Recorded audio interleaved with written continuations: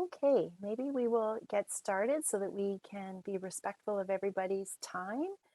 Good morning, hello, bonjour, and nay. Welcome, everybody. Thank you so much for joining us today for our third annual Teaching and Learning Week.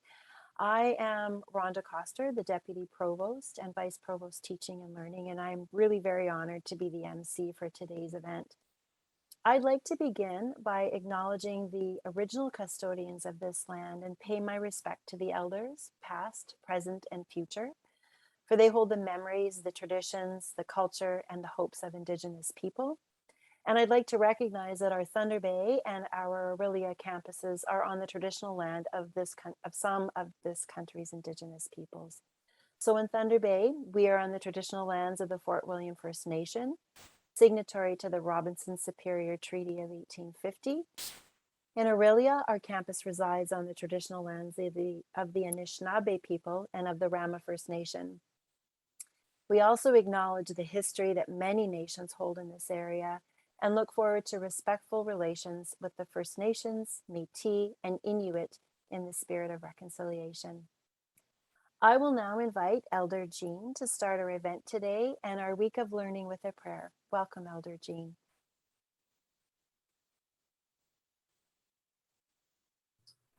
Good morning. It's always an honor and a pleasure to do an opening and closing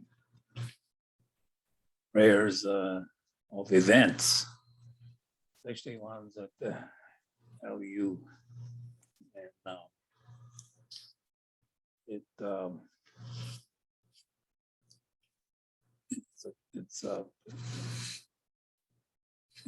it's becoming a tradition, a lot of gatherings and meetings and circles.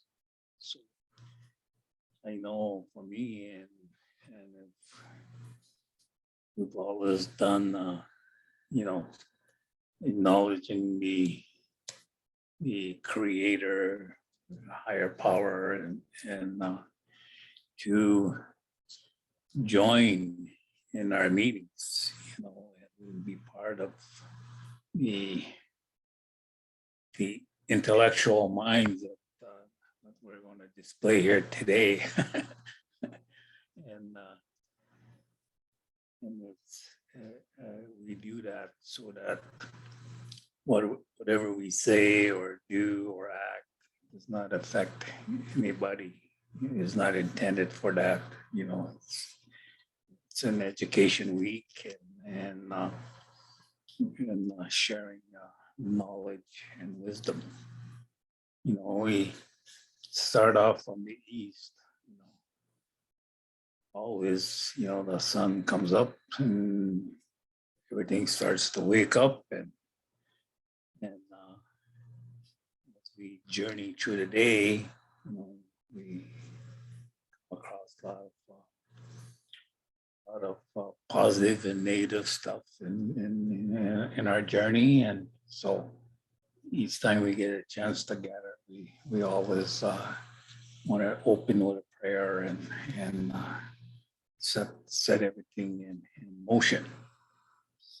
Jimmy goods for that, and I'm going to be praying in Ojibwe language, Anishinaabe Mwin. So I smudged already this morning, and I'm just going to pray with the eagle feather here that I carry. All right, and so be patient with me, and I'll do the opening prayer.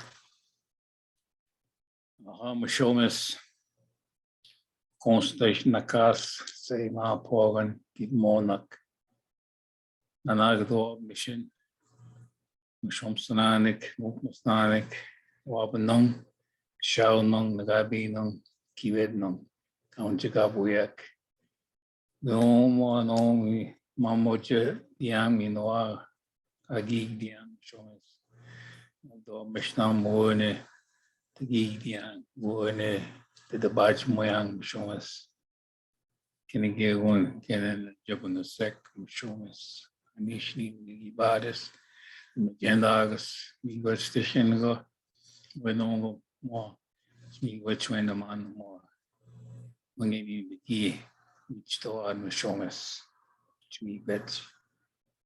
Thank you, folks. Now you could resume. Thank Good you, day. Elder. Thank you, Elder Jean McGwitch. We really appreciate your words and the time that you're taking to be with us, to start us in a good way and to set us on a good path for the remainder of the week. It's very much always an honor to have you join and start off our I was going to say our celebrations, our events in this way. So thank you. I have to get my mouse moving correctly here. So just a couple of housekeeping elements before I introduce our guest speakers. As you should all be aware, our session is being recorded. We would also ask that you please keep your mics muted just so that whatever is going on in your world doesn't transfer into this particular virtual one that we have right now. And if you have any questions, we would ask that you please place them in the chat and I will moderate them for our speakers. So it is my extreme pleasure to be able to introduce our first speakers, Rory Smith and Brooke Ailey, both of whom are grade 12 students from Superior CVI High School in Thunder Bay. They are members of the Fridays for Future, which is a youth-led global climate strike movement. Locally, the Fridays for Future Thunder Bay youth have been organizing a lot more than strikes, and they're going to tell you a lot more about what they do, but I would just like to highlight that they've been involved in the development of a mini magazine. They've conducted litter cleanups and given elementary school presentations. And we're really grateful that they are able to join us today to share more about who Fridays for Future are, how they were founded, what their projects have been, and most importantly, discuss why climate action is important. So welcome to you both. Thank you so much for joining us. Thank you for having us. All right, so my name is Brooke Ailey. I'm a grade 12 student at Superior CVI, and my pronouns are she, her. Hi, I'm Rory Smith. I'm also a grade 12 student, and my pronouns are she, her. All right, so we're just going to begin by sharing our screen and sharing our presentation.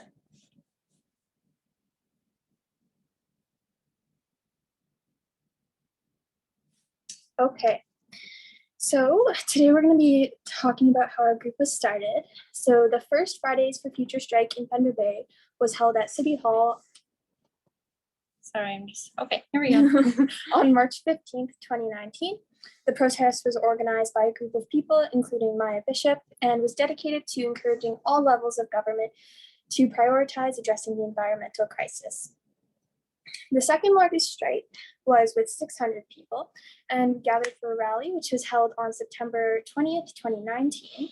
Thunder Bay's participation in the global strike was led by a group of people, including Kelsey Agnew, Kelsey Sanders, and Courtney Strutt. Shortly thereafter, a group of grade 11 students formed our group of students in 2019, which was passed on to us last year as the new leaders. The strike on November 29th of 2019 was held with the goal of rallying support for the declaration of climate emergency. The city of Thunder Bay declared a climate emergency on January 13th of 2020, and thanks to the wonderful work of the healthcare, earth care, and the large amount of support shown by the people of Thunder Bay, this year we organized a strike on September 24th. Students from all of the high schools and even Lakehead University participated from their own school.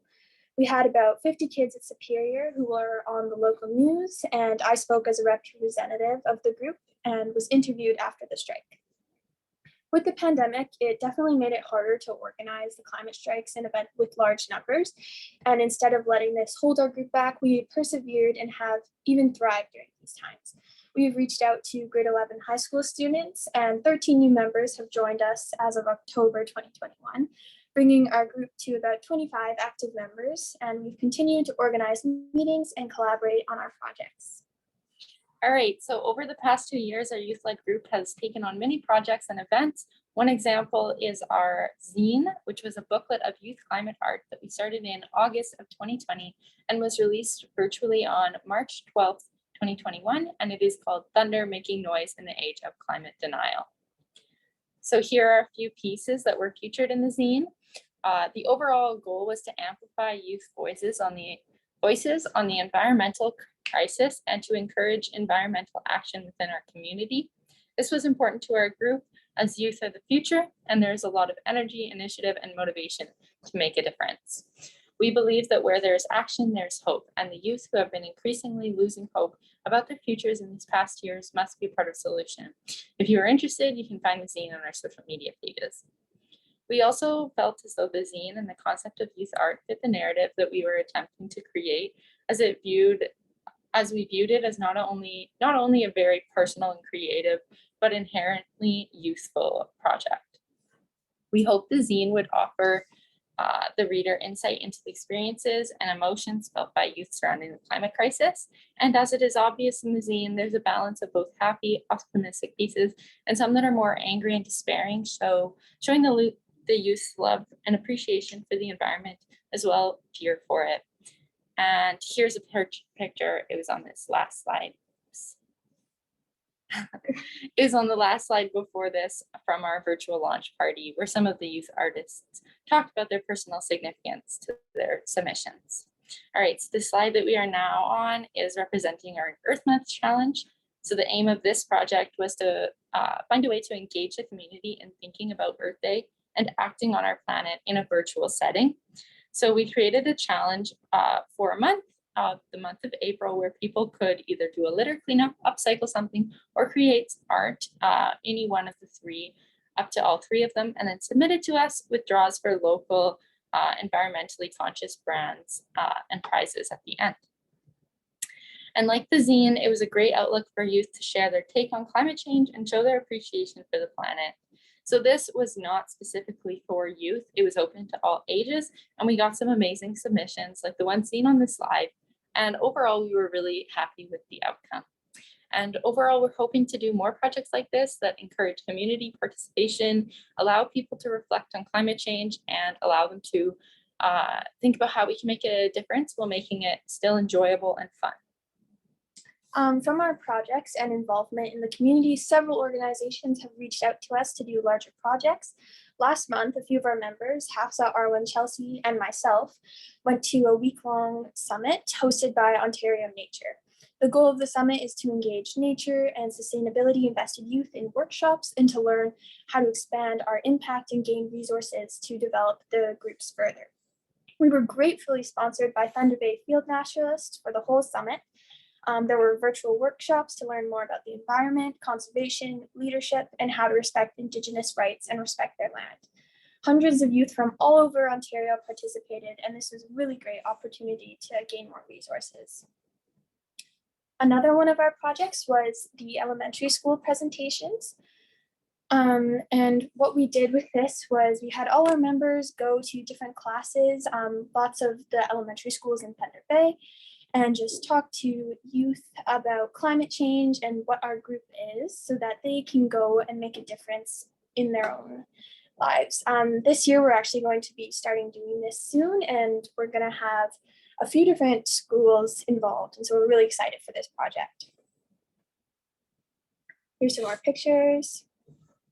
All right, so next I'm going to be talking about our litter cleanup. We organized a litter cleanup in our community at Balsam Pit, which is across the street from us at Superior CVI. And as members of this of Fridays for Future, we were noticing that there was a large amount of garbage around the pit. And so we took advantage of our lunch break and we went with with about 5 students and some more teachers and community members to go clean it up, and it turned out to be a great success. So we started with just the 5 students, but as you can see, lots more joined us, and we were able to make a really impactful difference. That's really nice.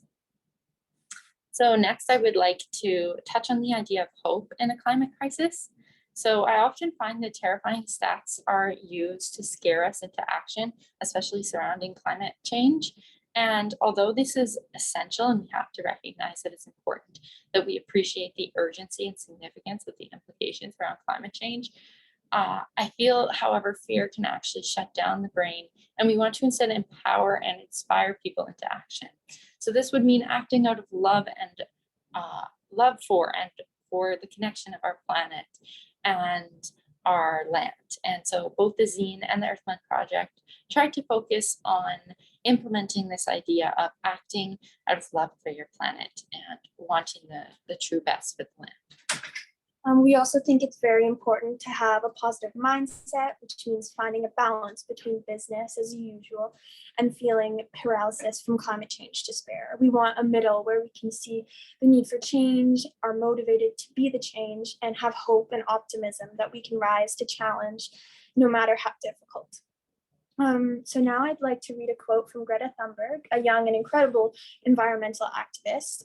In her TED Talk in 2018, she said, "Once we start to act, hope is everywhere. So instead of looking for hope, look for action.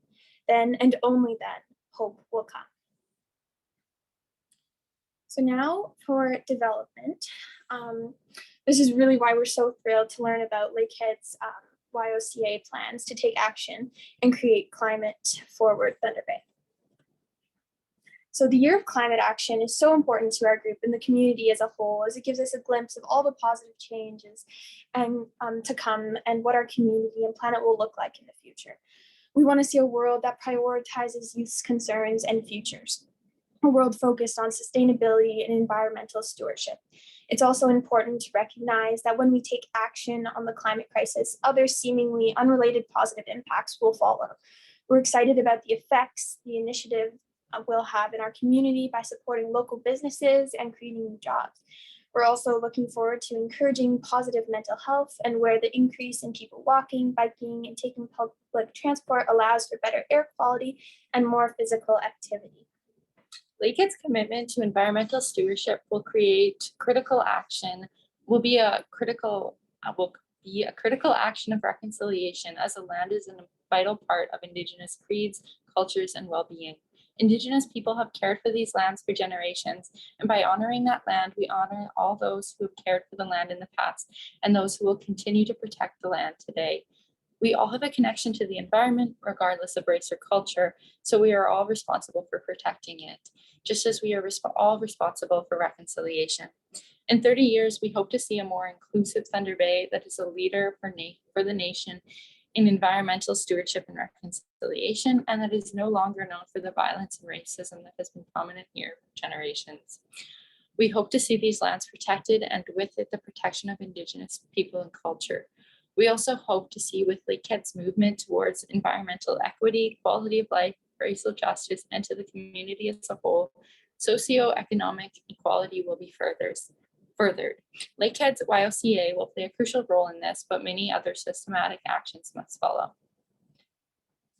To end us off, we would like to say, on behalf of all the youth in Thunder Bay, thank you so much to Lakehead University and all of you for taking the initiative that will shape our futures and will strengthen and protect our community.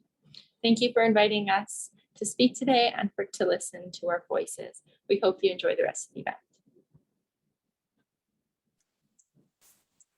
Thank you so much, Rory and Brooke. I think well, you're seeing too some clapping hands. You would be hearing it from all of us if we had the opportunity to be in person. That you are, and I had heard, we wanted to invite you because we had heard about how inspirational your group is and all of you that are involved. So thank you so much for coming today. You're seeing that there are some great notes coming up, I hope, in the chat. But one of the questions that did come up was, how do you balance this amazing climate activism with your schoolwork, other responsibilities and interests that you have? It's definitely a lot. We have meetings with our group about every 2 weeks, and so having meetings less often is something that helps. But we both are very organized people. We really like our planners and stuff like that. So I think it's just being very organized helps. Mm-hmm. I think being organized, and also I think we really press this idea of making sure a lot of our energy goes into furthering the longevity of the group. So I think personally, the two of us work a lot on recruitment of younger grades and making sure that we have a strong enough community numbers wise and enough people that are really passionate about this, because we're stronger in numbers. And even though we're all really busy, if we have lots of people and everybody just does a little bit, we can create a lot of difference, make a difference. That is a fabulous answer, and I think something that all of us can learn from. So thank you so much. I know that you both have classes and stuff to get back to, so you are more than welcome to stay. Absolutely, we'd love to have you, but we also appreciate that you might have to leave. So thank you so much for giving us your time today and starting us off with youth voices to move us ahead throughout the week, and for all of the work that you're doing. Miigwech. Thank you. Thank you. Okay, it is my pleasure to welcome Dr. Barnett, Lakehead University's Provost and Vice President, to share some words with us.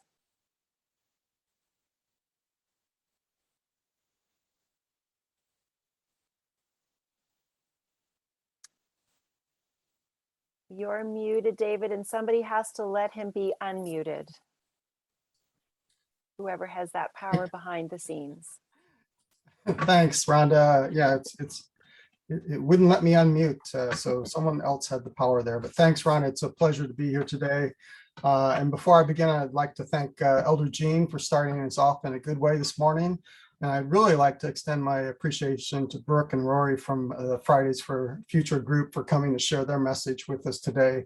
Their passion and commitment to the climate crisis is truly inspiring and reminds us all how important our own contributions are to making a difference for the future. So I believe they jumped off, but they were fantastic. So we should welcome them back anytime. Our Lakehead University's Year of Climate Action, or YOCA, is an invitation, a call to action, and an opportunity for faculty, staff, and administration and students in our larger community to collectively join together to listen, learn, share, and most importantly, to act on climate change. Through taking the time to recognize and understand the causes and consequences of climate change, we can learn the steps that we need to take to restore our relationships with each other and the land. Importantly, this is an opportunity to reflect on the 94 calls to action of the Truth and Reconciliation Commission and how our actions can and should advance social, environmental, and climate justice, including intergenerational inequity. As we just learned from Fridays for Future speakers, creating the possibility for change is amplified when we work together. One of the concrete climate actions that YOCA is working towards is faculty training on climate change. In support of this, the Senate Teaching and Learning Committee has chosen the theme of Teaching and Learning Week this year to be climate pedagogy. As a university, our mandate is to educate the future leaders of society. We know that the climate crisis is urgent. The world's leading scientists tell us that we have to dramatically reduce our greenhouse gas emissions within one generation. This is a major undertaking that requires a collective approach. It is critical that universities like Lakehead integrate climate change education into their teaching and learning so that students are equipped with the knowledge and skills needed to rise up to the climate challenge. Climate change education is not restricted to one discipline. Indeed, it is relevant to all disciplines, and it will need to be taught within all disciplines if we hope to mitigate the worst of its impacts. We hope this week with focused professional development sessions on the theme of climate pedagogy will inspire all faculty to consider how climate change can be incorporated into their teaching. So thank you again, Rhonda. Miigwech. Thanks, David.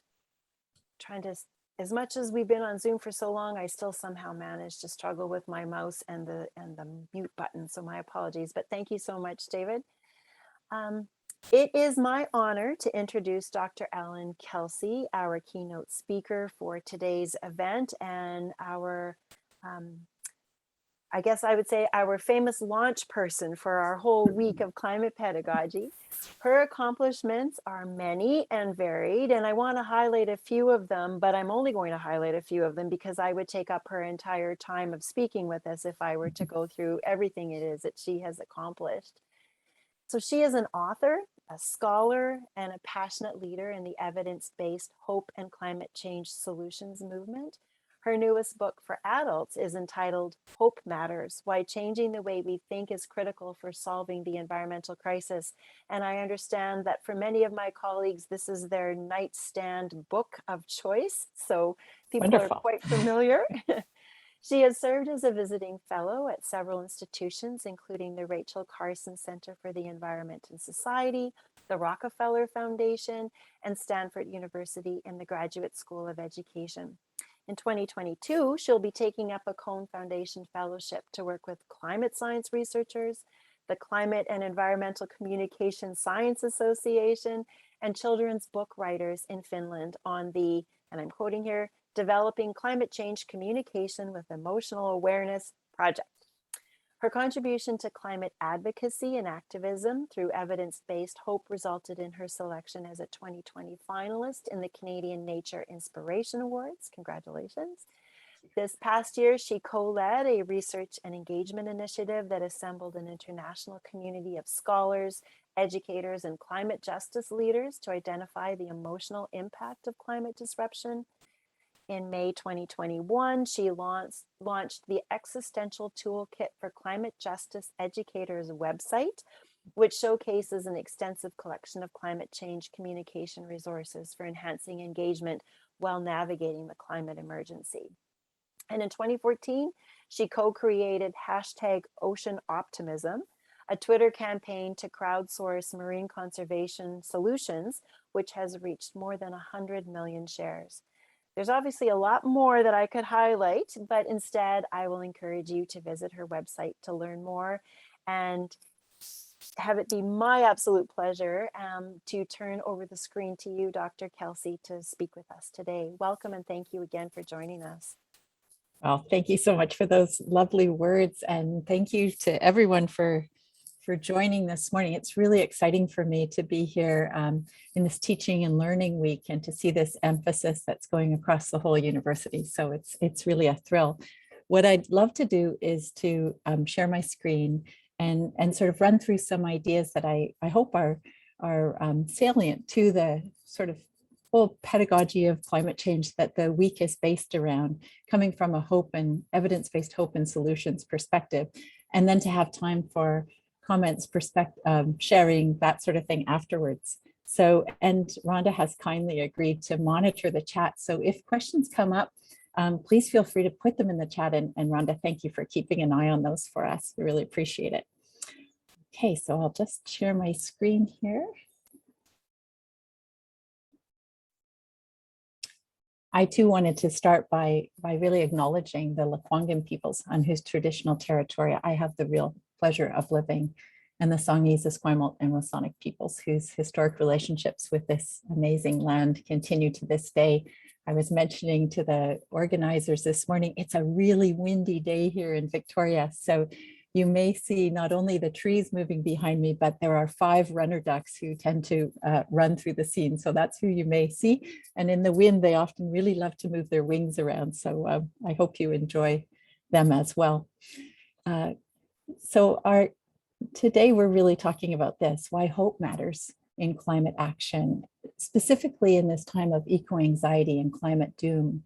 And I think that Brooke and Rory did a beautiful job of laying out for us sort of this dilemma, this tension that we feel around hope and the urgency of the climate crisis that we're in.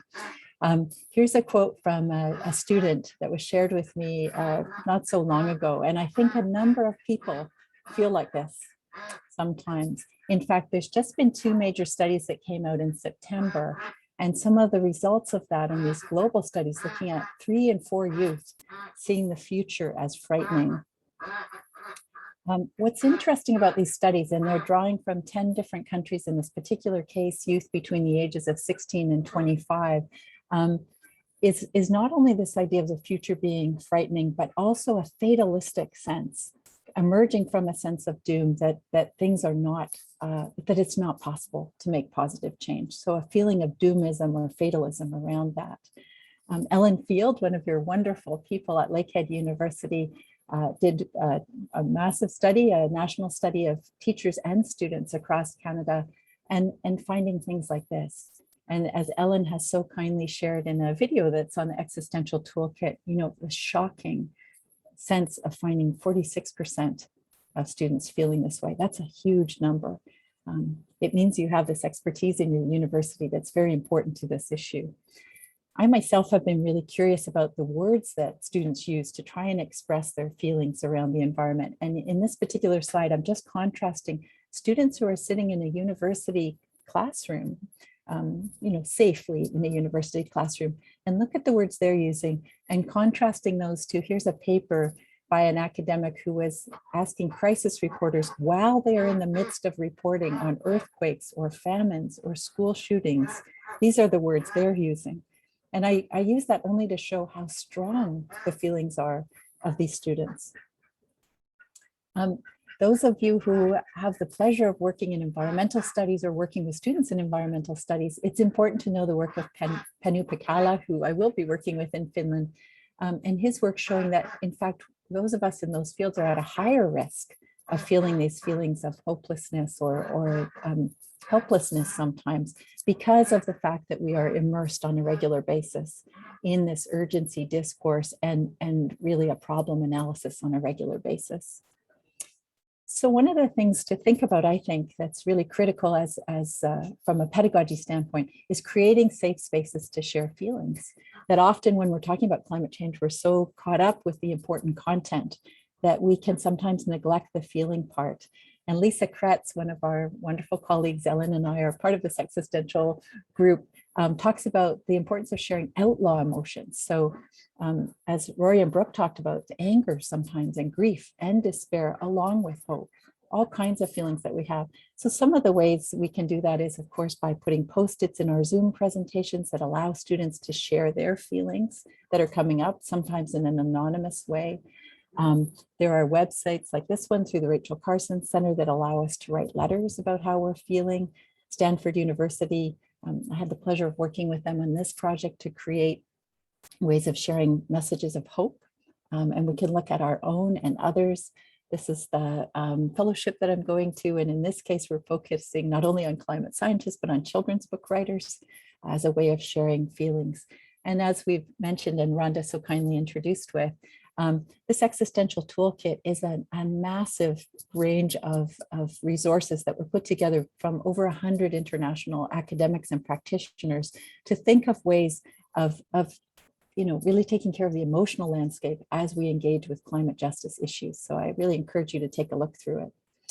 Another really important thing, I think, is to celebrate our interconnections. And again, allowing our feelings of our ties to the other than human world. So one of the things I have the pleasure of doing is being a children's book author. And this book, Alas, Goodbye, contrasts the way large, social, intelligent animals actually grieve and care for one another in times of loss around death. So in this case, I will cry out in sorrow, hold you tight, or watch in quiet sadness. So all of those ideas are informed by first-person interviews with scientists who study those species, but we can parallel our own feelings of grief alongside what those other species are experiencing. And in You Are Stardust, what I was really trying to show here is that we just are nature. Even if you're a little kid sitting in a car seat, you are nature. So here we see your breath is alive with the promise of flowers. Each time you blow a kiss to the world, you spread pollen that might grow to be a new plant.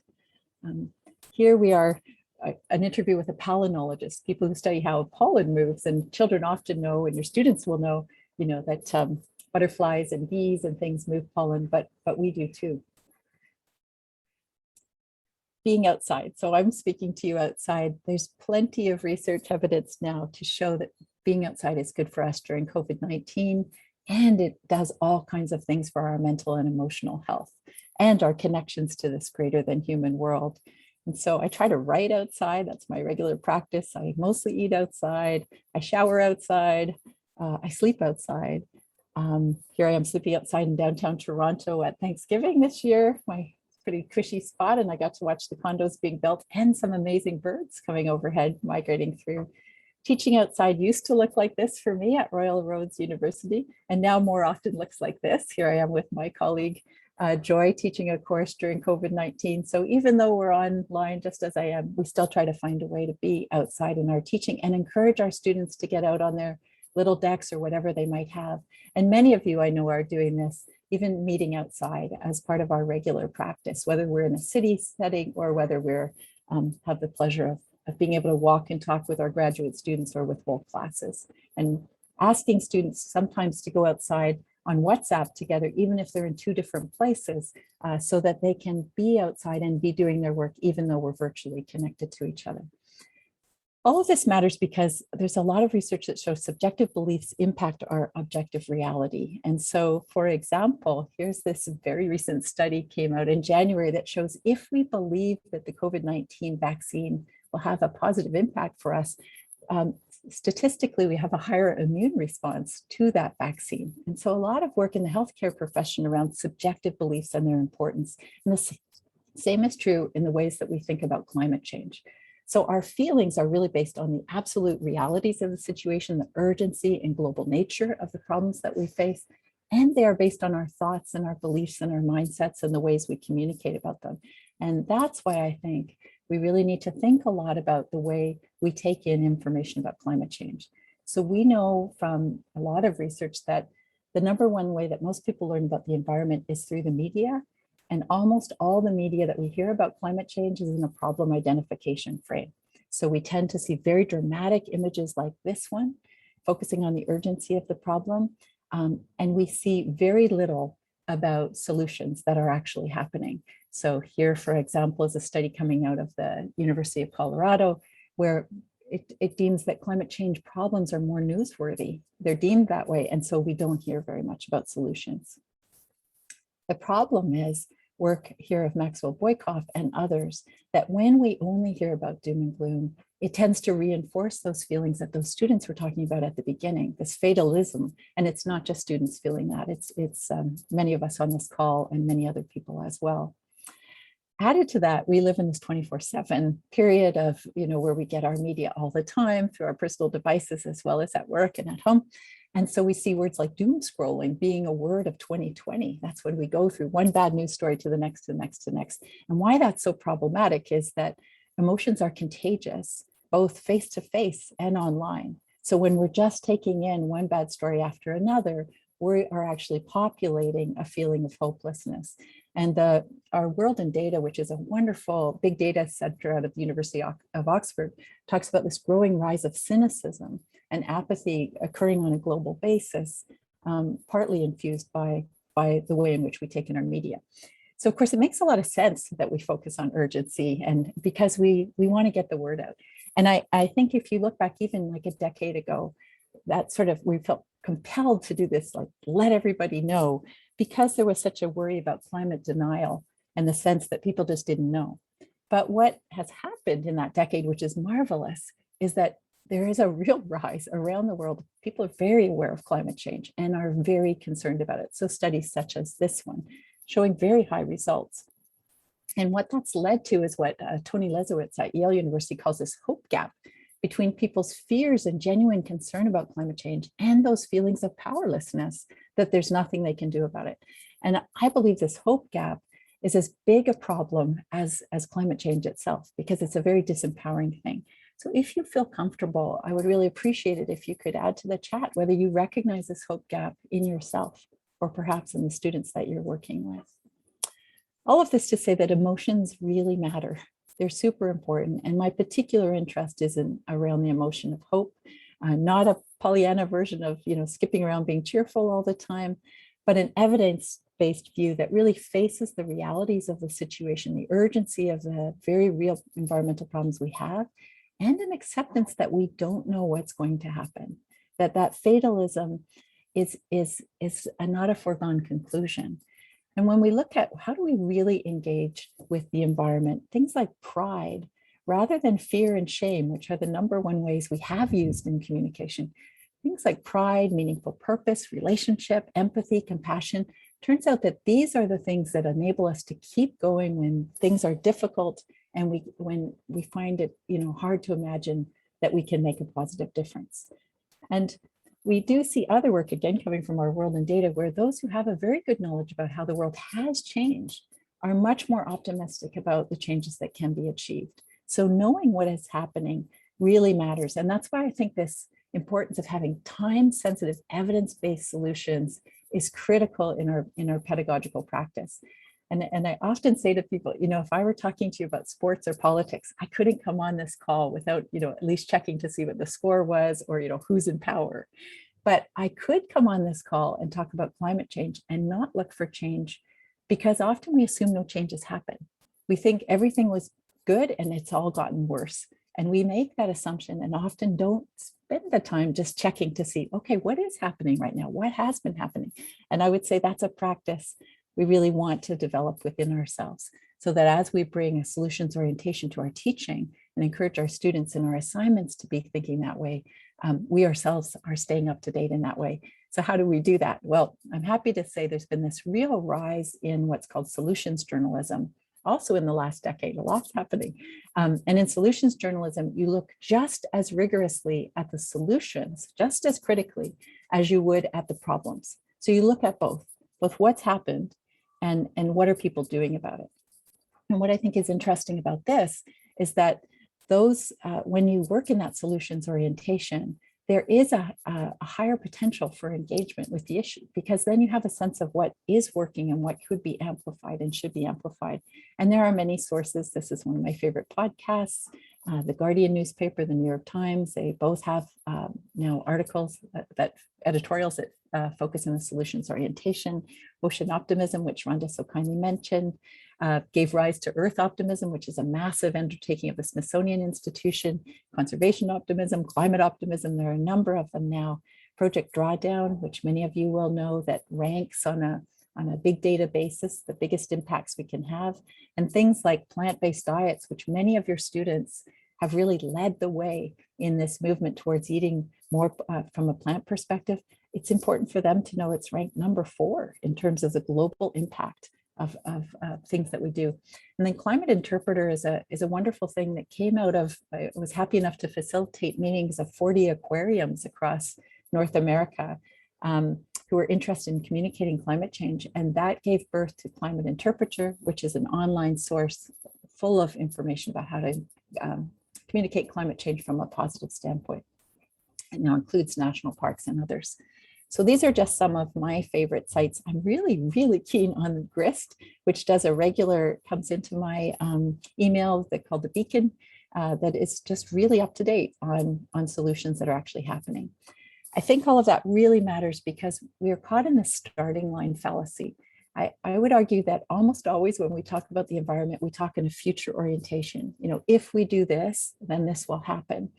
The problem with that is it can cause us to feel like all the hard work is ahead and we're right at the starting line and we're running out of time.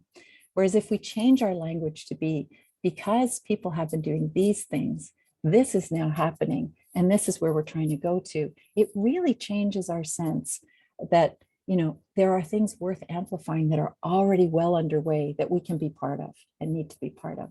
And I think a beautiful example is the one that Rhonda and Tori so kindly started us with, which was, the climate change marches. Amazing mobilization in 2019. And they talked about creating a climate emergency declaration for Thunder Bay. Well, they and many others have resulted in this. 1 in 10 people on the planet now live in a place that has declared a climate emergency by 2020. I mean, that's an incredible response.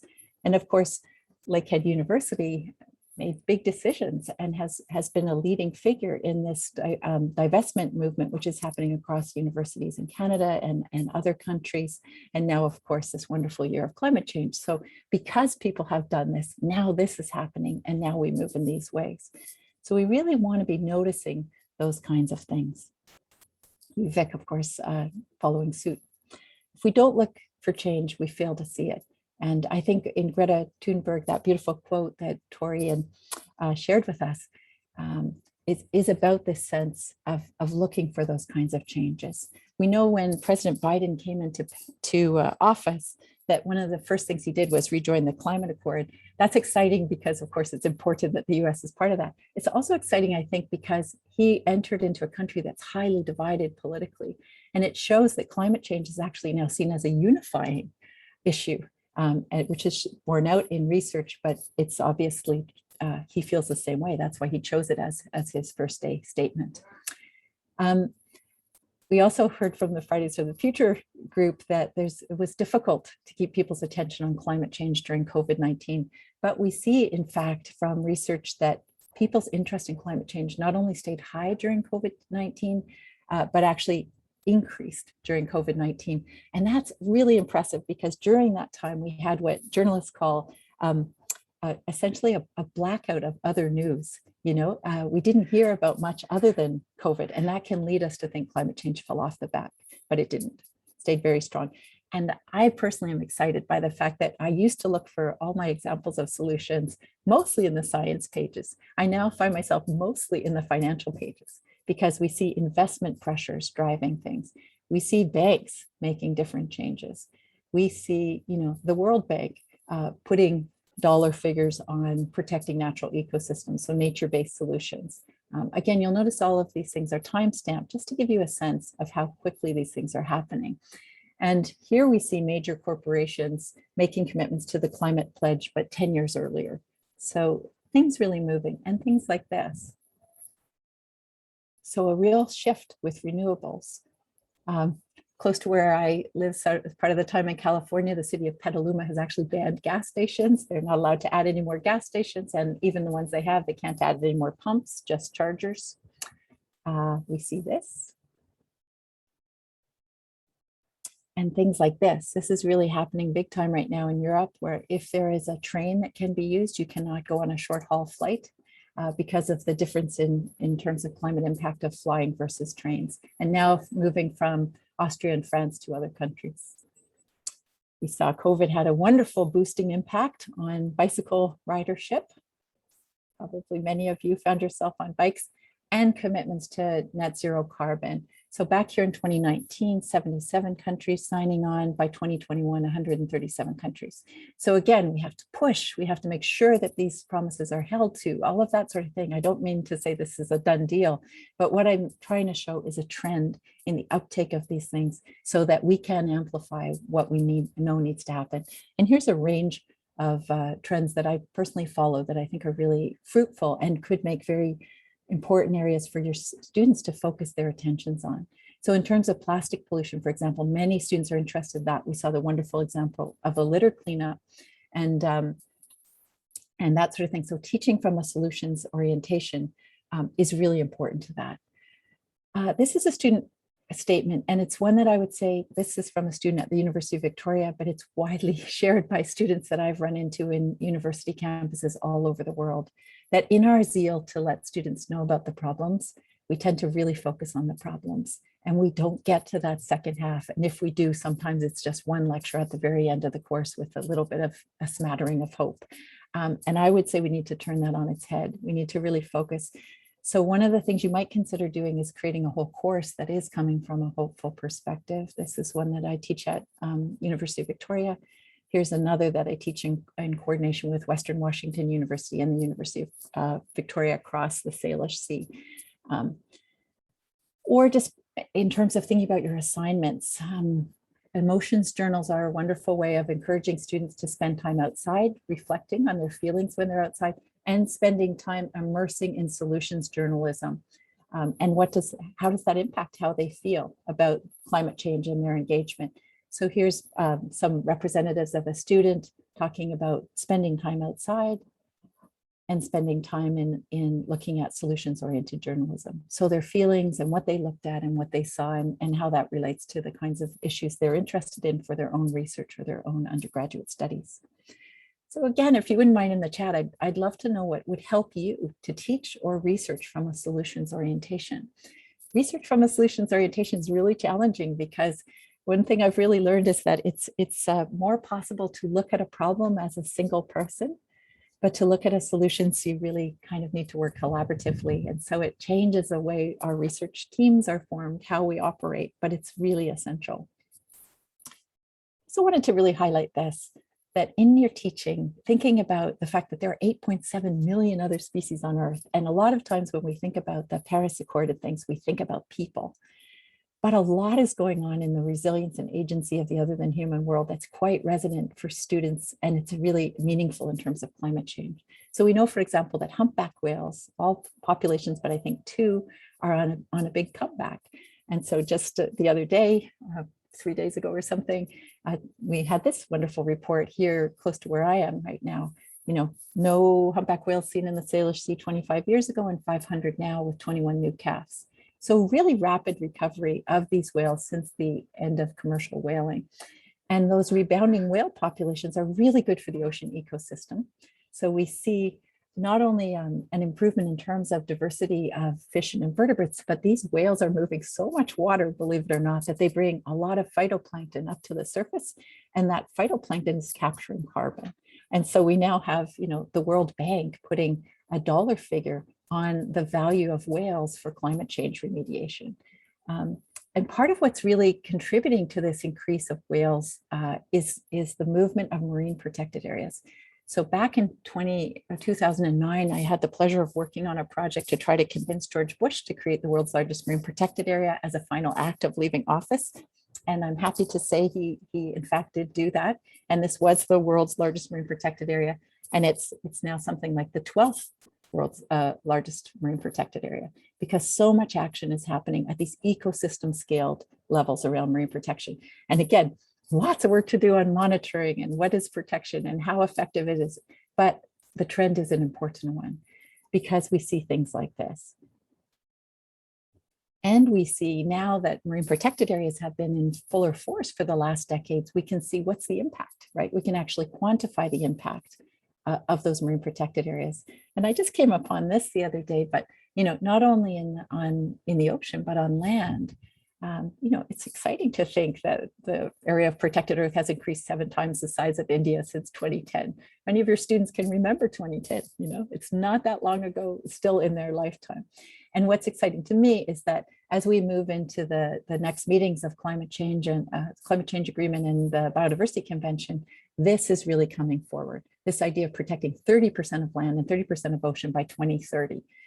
That's ambitious, because when we were trying to convince George Bush, it was like a couple of percentages of the world was protected ocean. So that's a big shift in a short amount of time. So again, when you're teaching, thinking about not only the graphs that show decline, but the evidence-based graphs that show the things that are moving the kinds of directions we need them to be moving in. And why is that happening? And how can more of that be happening? This is a beautiful story that just came out in September. Tuna are recognized as one of the hardest species on Earth to be able to try to deal with in a positive way, because they move across international borders. They're highly migratory. They're the #1 fish we eat. There's all kinds of pressures of human rights abuses and all kinds of things associated. And yet we see this positive movement as a result of 20 years of hard work, of international work around restoring tuna populations. So important to talk about those things and things like this. So because this happened in the 1950s, we see this now. And the way we're going to reach 2030 is not only by protecting lands that are still in their wild state, but through ecological restoration. So it's important to be thinking about with our students these kinds of examples of massive ecological restoration. And here in Canada, it's exciting that all of the national parks that have been created in the past decade have either been led or co-led by First Nations. So we see really coming together, just as David so kindly was speaking about at the beginning of how do we think about this? And this just from 2 days ago in California, same idea. How do we look at tribal lands as driving a marine strategy around protected areas? And interesting research like this. So these nature-based solutions, this is just Nature, you'll know, is a massively important journal talking about how they really are important to us. And I've just noticed in the last little while, a recognition of these other species coming to the fore in terms of more popular communications. So seeing how big animals impact the climate. And for those of you who love the ocean like I do, tiger sharks. And again, it's because of their impact on animals that are grazing eelgrass beds, and the eelgrass beds collecting lots of carbon. So these ecosystem viewpoints. And I was happy to see Apple responding in this way. So hope really for me lies in the capacity of stories to transform. And it's really valuable to think about that your students are in this group by and large, as were Brooke and Tori, that we are a young planet, lots of young people. And when you look across geography and socioeconomic levels, these two values come up over and over and over again. Social justice and climate change. That's why youth talk so much about a climate justice movement. And Tori and Brooke gave beautiful slides to that effect. That their activism is focused not so much on sustainability, but on transformation, really a human transformation in the way that we live. And I'm really looking forward to seeing their guide because I've been enjoying this guide. This was put together by students in Manchester and has been adopted by the city of Manchester. And I just wanted you to look for a moment at the table of contents, because there are things, important things in there like allyship and self-care and these sort of climate grief emotions, so that the guide to the climate crisis isn't just a description, an important description of the science of climate change, but it's an important description of our interactions emotionally with it and how we care for ourselves. And it's reflective of, again, Tori and Brooke did a beautiful job showing this mashup of art and science in the kinds of materials that they were sharing. And that's exciting because one of the, again, a positive outcome of a terrible tragedy of COVID is that people's art making has really increased during that time. And we see all kinds of examples of this. So knitters visualizing climate change. You're welcome to go on this site and put in, Thunder Bay and see what comes up. And it will show you the warming trends happening in Thunder Bay. And then you can freely use this image and put it on anything that you want to as a way of expressing your engagement with this issue. Youth are often also really involved in singing. So we know that the Sunrise Movement and choirs all over the world are using their voices to really communicate their emotional engagement. Again, in your assignments, asking students to work in ways, platforms that they're comfortable with, but from a climate change and solutions orientation. So TikTok campaigns or solar punk or playlists or art making that goes out into the community. And I just wanted to touch on this too, that we know that the climate movement, the environmental movement for much of its history was really a white middle class movement. But that's really dramatically shifting, and it's important for us as ourselves and our students to really claim our own identities around this. And Connie Russell, who's on your faculty, has done wonderful work on querying the environmental education landscape and writing about that. We see the Intersectional Environmentalist Council, which I've started following. It's a very new council just in the last year, but it's social influencers from choosing all kinds of identities, sharing their work around climate change. And I think it's a really important one that students be able to see themselves and faculty represented in these ways and come from that perspective in the assignments that they're doing and the work that they're doing. And you can be an activist in any kind of way. I really applaud this scientist who made a decision around this. I think this is an exciting thing. And again, talking about how things that matter to us come to the fore in whatever ways that we interact with the planet. So I do not see hope as complacent. And I just wanted to underscore that, because one of the things that people often worry about around hope, at least in my experience, is they fear that if they say something hopeful, people will then think, oh, I don't have to do anything. But there's a much stronger tie between hopelessness and apathy, or hopelessness and disempowerment, or hopelessness and helplessness than there is around hope and complacency. So really choosing to be hopeful is a powerful political decision in an evidence-based way, not wishful thinking that we just hope things will get better, but real evidence-based hope. And so that's why I think it's really important to spread hope. And in order to do that, I'm going to stop here and open up for questions. But I've found this on the existential toolkit, and I love it. So the idea is there may be someone on this network with us who you would like to toast for something they're doing positively for the environment, having an impact. So you can toast someone present. You can hail someone who's not on our call, but who you wish was. Or you can boast your own thing. Something that you're doing that you really are proud of, and that's having the kind of positive effect you care about. So you can toast, hail, or boast, or open up to questions. And I'm just going to stop sharing my screen there. So thank you for that.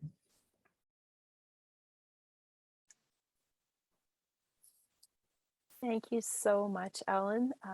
That was amazing. You have given us so many different resources and places to look and and in a way that feels hopeful. You asked earlier about, do you have a hope gap? And I think I hadn't thought about that before, but thank you so much for giving us the opportunity to think. I am a avid news avoider because I feel so hopeless, and think, what did I gain from this half hour that I just spent? And have tried to seek out different, more positive news stories. And thank you for affirming that from a climate change and environmental and beyond that perspective. I really appreciate that. But this is not about me. This is about the stories you shared, and questions that other folks might have. But I just really wanted to express on behalf of all of us a deep gratitude for your sharing. We do have a question in the chat, which is from Ellen, and she asks, is there a site or aggregator that timestamps solutions alongside of gaps or needs for action? For example, shifts in GHG emissions. No, and I'm desperate. It's what keeps me up at night. We so need that. And so I would love to find a way to collectively do that. So whoever would like to work with Ellen, I would love to work with you on that. Anyone else who knows, I was looking, there's wonderful groups like Data for Good, which goes along and looks at how you crowdsource information for good social purposes. So there are partners we could work with on that. And I think it's just finding a way to make this a tangible, really current resource. It needs some significant support to make it work properly, but I'm confident we will do that. And so anyone who would like to work with that, I would love it. Great, thank you. Okay, so now things are starting to fly in the chat, so I'm going to try to keep up here. Yeah, and people are welcome, I think, to ask to be unmuted, to raise your hand and ask your own question, or toast, hail, or boast. I think that will work, will it, Rhonda? I think that it can. Yeah. We just have to ask the people behind the scenes that are monitoring that to let that go for us. We do have a toast from Lindsay, thank you, to toast the organizers, and also you, Ellen. Your work shapes her teaching and research, and so she just extends a thank you. Thank you. Paul asks, it's really inspiring to see all of the progress in various spaces. Do you always present them with some backstory about the work that went into making the progress? It depends. When I'm teaching, I do, because I tend to try to look more carefully, because I think I work in environmental studies and environmental communications. So with those two groups of students, primarily in environmental education, and I think it is really important to see, how did this thing come to be? Because students are interested in affecting things, just as we saw at the beginning, those high school students and university students, obviously they're in this field because they want to make positive change. And so the more that we do sort of case study analysis of how did this thing come to be, the more we're equipping them to learn those kinds of skills around solutions generation, rather than just analyzing what's broken. Yeah. Okay, thank you. Connie says, Ellen, as always, great job. She's wondering about what you think about the use of humor in climate. She's written CCE, which I'm sure climate change. I'm going to mess that up, so I won't. It's okay. She knows that you cited Mary Boykoff's work, so you're sure you're aware of some of the cool things that are happening. And she has a and a PhD student are co-editing a special issue of EER on the topic. So she's wondering your thoughts on the use of humor. Yes, and Connie, I feel badly. I had a really funny video in my presentation, but I was a little bit concerned about time. So just this morning I took it out. But yes, humor, absolutely. It's so good that you're doing that journal focus on it, because there is more and more research showing, especially around youth, that humor is very compelling. Well, not just youth, but youth will often use humor in the way they do. I know I worked on a wonderful project with the Monterey Bay Aquarium and their social media team, their youth team, and humor was a dominant way that because one of the things they taught me is that social media is social, and that a lot of times as climate activists, we get focused on just telling the climate problems. And they're like, why would you go on, why would you want to spend time with someone who only ever tells you problems? So they made this whole pyramid, and in their pyramid, most of their posts were actually good-hearted and good-spirited and playful. And then when they really made an ask, they had a big impact on it. So it is really helpful to think about humor not only as a way of engaging, but the percentage of humor, where it sits in place with other kinds of messaging. Lots of interesting work there. So thank you, Connie, for that. And I'll send you the video. We have a toast from Jerry Lynn to Lita, Paul, Connie, Ellen, and Lindsay for the work that you're all doing.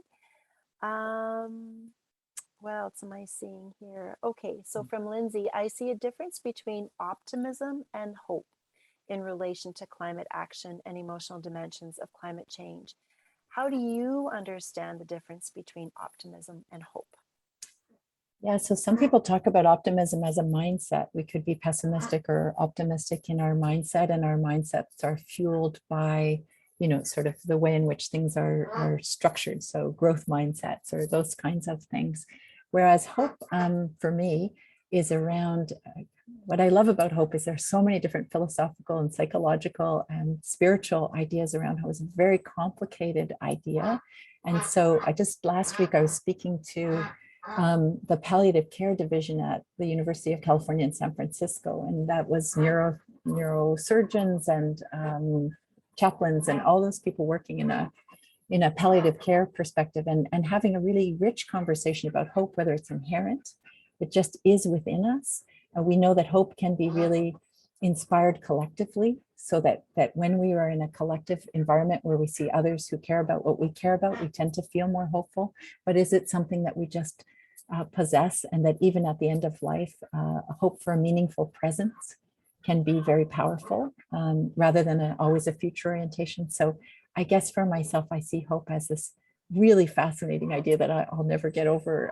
Some people see it as a behavior and believe that, we look at hopeful behaviors and that we can measure them and make goals for and work in those ways. But for me, that behavioralist paradigm feels more like optimism, whereas I think hope for me has more of the psychological, spiritual, emotional point to it. Sorry, that's a long answer, but no, that's a great answer. Thank you.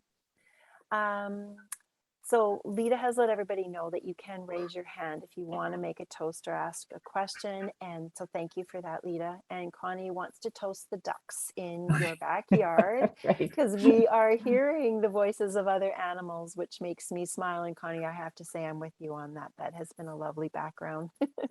Right.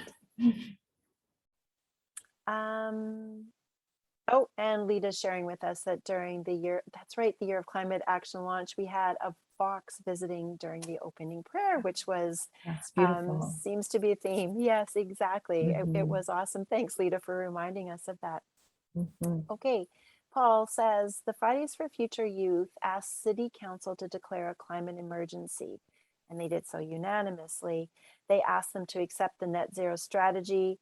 They did so unanimously. Are the youth our biggest source of hope? Is the question. That's an interesting thing.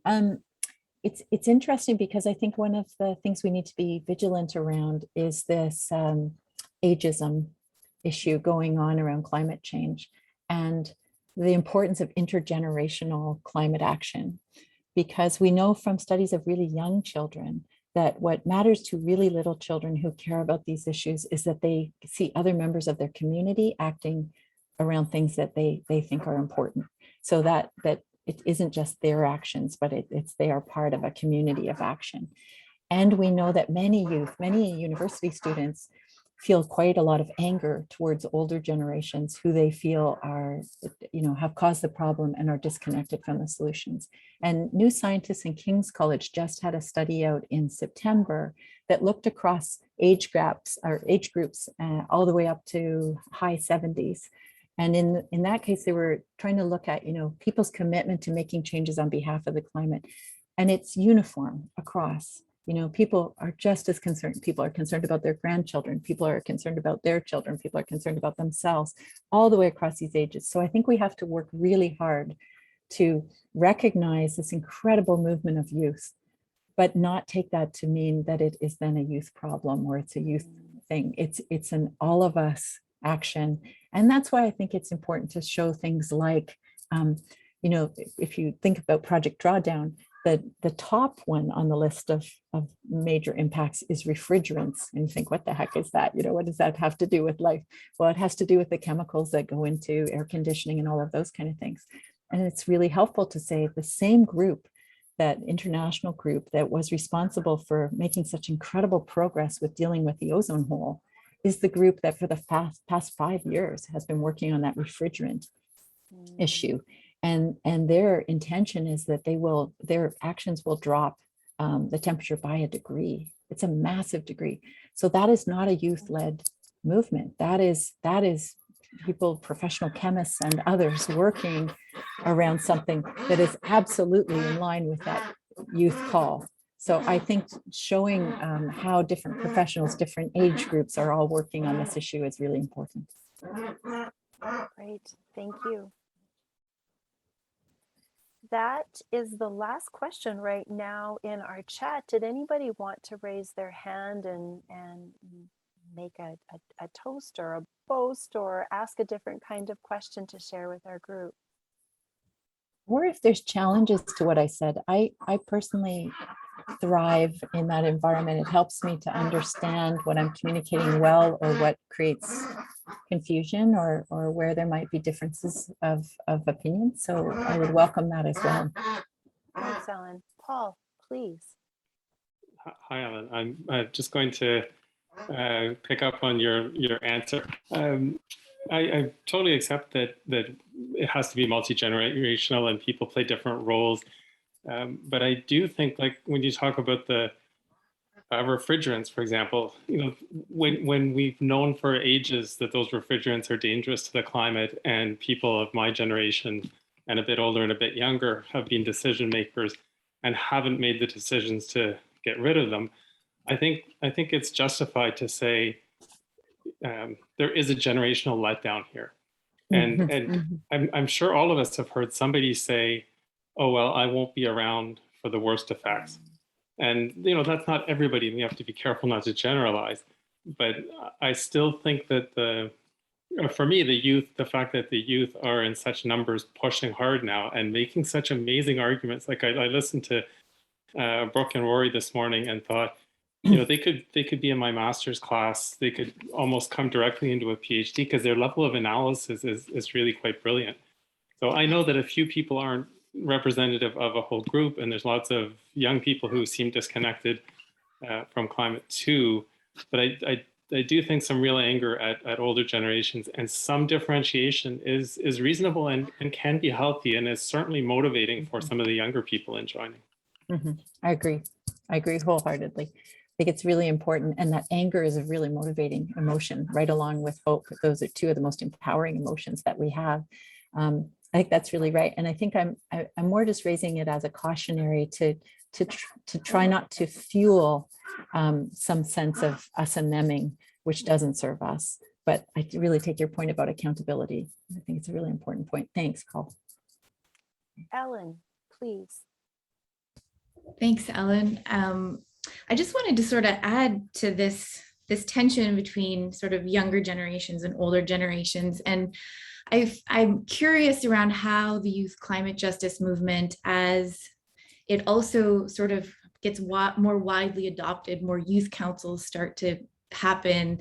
There's more positions at boards for youth to be more engaged in decision making. And so the movement will start to shift, I think. And I see right now there's a real need to sort of help adult allies understand how to be an adult ally with youth, so that there's not necessarily this downloading of the problem as a youth problem. We want you to be angry, but also, so how can adult allies work with youth who are in this incredibly difficult position to give them voice, but to also help create spaces for them to take leadership in organizations to help shift these things. And so I'm really interested in what are those relationships, like where are those best practices happening, and how can those stories of adult allyship be told better, because even from my own experience with some sustainable organizations, I do see this downloading still happening. So I think even within sustainable organizations, we need to sort of figure out how to work with youth in ways that really honor their position in this moment in time. Yeah. I'm just curious what you have to say about that. I really agree. I think that's a critical piece, and part of, I think, what drives me to, one thing I'm very happy about with Hope Matters is I've been approached by a lot of youth climate activists, and I think I see that one of the ways I can be a better ally is also talking about this importance of evidence-based hope and these solutions perspectives, because we know that those youth are at risk, for their own mental and emotional well-being. And so I agree with you, Ellen. I think there's a lot of ways that allyship could take place. And I would love to talk to you more about that. Yeah, because I see that as my role as that's something I can bring. And it's really wonderful, those conversations, because as I bring that, I also learn much more about how youth are thinking about transformation and what is useful in that attempt to be transformative. So yeah, let's figure out a way to do that. And others. Yeah. Thank you. Connie, I see your hand up, and before you begin to speak, I just want to be mindful that we have to let Ellen go because she had some other commitments. And so I want to give the last question over to you, Connie. Okay, thanks. I'll make it quick then. I was just thinking about the intergenerational aspects of this. And one of the things I do in my social justice education course is sharing stories of activism from the past so that we don't become ahistorical, and also so that you do know that folks have been active, as you said with your starting point comment. So for example, talking about how my life as a woman is quite different from my mother's life or my grandmother's life, or pointing to anti-racist and Indigenous activism. So I wondered if you could talk a little bit about ways in which we might be able to better build some of those intergenerational relationships, because as you well know, in schools, it's like one teacher often, and we're not always so good at bringing in elders or other folks. Well, I think the way that you're doing it with your classes and thinking across time like that. And I know one of the things I really took away from the Rachel Carson Center is that they're environmental historians. So they're really looking at these, how the emergence of these ideas and how have they changed and how do they move with culture. And I think the intentionality around that is really key and really important. And I do see in schools a little bit of a rise now between environmental groups that are teachers and community members and students, rather than a student group or a faculty group. So I think that this, recognizing that we're collectively much more powerful, and then in the same way that we look at diversity and other issues that need to be really critically analyzed, who's in the group and how do we open that up more effectively. Yeah, thank you. Great. And I will just say, I'm sorry I have to leave, but it's for a good reason. I'm going to Halifax now to talk to a conference on hope. So that's really exciting for people in the Marine area. So I'm really happy to be thinking about this as a day of hope together. And thank you so much to all of the organizers for this lovely event and this really important week on teaching and learning, because not only is the media how we learn about the environment, but for our students, we have incredible impact on how they take it away. And we know that environmental studies students and others learning about climate change often fall into this disempowering narrative, not by our ill will, but just because of our focus on problems, because the problems are so important. And so I'm really pleased to have this opportunity to speak with you around this. And the work that Lakehead University is doing is exciting work. You have like the big core of people working in this area. So it's exciting to see that happen. So I wish you the best of luck and with the Year of Climate Action. And thank you very much for having me. Thank you so much for joining us, Ellen, and thank you for acknowledging some of the amazing folks that we have working at Lakehead as well. We are really grateful that they too have agreed to participate in speaking to all of us this week. So thanks for making that plug for them, and that I get to build on it. So thank you.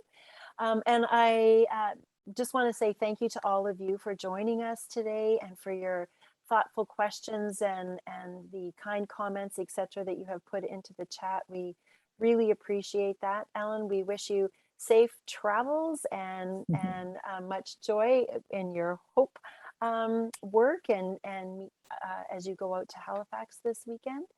And I also just want to say thank you to all of the organizers for this week. I will start off the week by saying thank you to all of you for putting all of this together, and we'll sum that up in the same way again.